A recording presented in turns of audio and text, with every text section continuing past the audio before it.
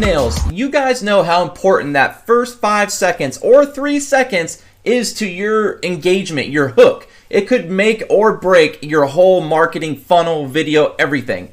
So this thumbnail picker right here is phenomenal, everyone. And this is a hot winning product right here. So what this tool does is it's got a photo picker and a thumbnail picker.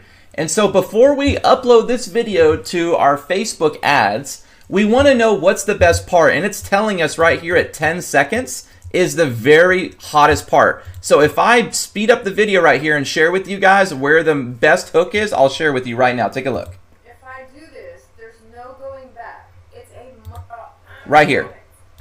Right here, right where she says right there. You see that, everyone? Right here. Let me hit play and show you what I mean. I'm gonna do it. $10. Let's cross it off.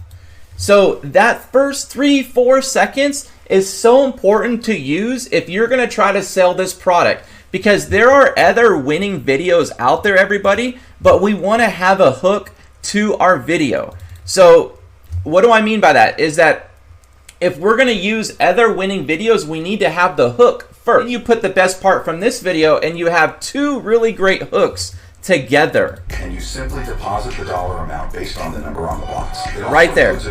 It likes it, everyone, right there at 10 seconds where you're putting the money right in the machine, right there. So if we're able to take her and then take this part and then make it even more powerful video.